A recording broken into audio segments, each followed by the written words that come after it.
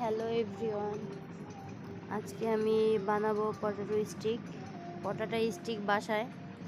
তো এই খাবারটা ছোট বড় সবাই পছন্দ করে থাকে।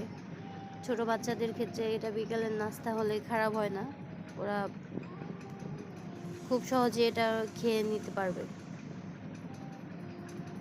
খুব মজাদার এবং লোভনীয় একটা নাস্তা, বিকালের নাস্তা হিসেবে পারফেক্ট। তো এটা বানানোর জন্য আমার প্রথমে লাগবে আলু। তো আলু আলু আমি প্রথমে ম্যাশ করে নিয়েছি, সাথে অ্যাড করেছি মরিচের গুঁড়ো, লবণ আর ধনিয়া পাতা। আপনারা চাইলে এটা স্কিপ করতে পারেন আপনাদের পছন্দ মতো। আমার কাছে এটা ভালো লাগে তাই আমি এটা অ্যাড করলাম। তারপরে দিয়ে দিচ্ছিলাম ময়দা, কিছু মানে পরিমাণ মতো আপনারা দিতে পারেন, কম বেশি আলুর পরিমাণ বুঝে দিতে হবে। তো তারপরে আমি এটা রুটির মতো একটা ডো করে নিয়েছি, গোল আটার মতো। তারপর রুটির মতো বেলে নিয়েছি। এখন আমি ছুরি দিয়ে স্লাইস করে নেব লম্বা লম্বা করে। আর ফ্রাই প্যানে তেল বসিয়ে দিয়েছিলাম গরম হওয়ার জন্য এদিক দিয়ে।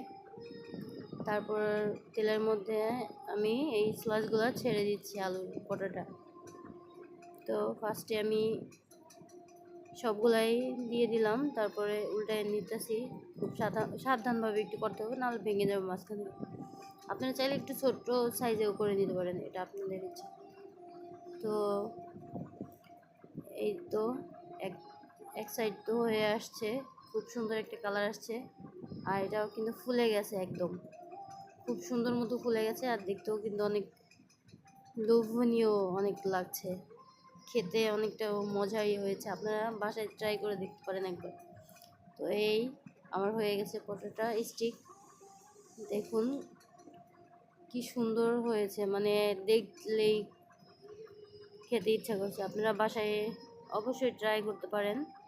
এটা আসলে অনেক মজার একটা নাস্তা, বিকেলের বাচ্চাদের জন্য একদম পারফেক্ট একটা নাস্তা। আপনি চাইলেই ট্রাই করতে পারেন বাসায়। বাচ্চারা অনেক কিছু খেতে চায় না, তাদের জন্য এই নাস্তাটা একদম পারফেক্ট আছে।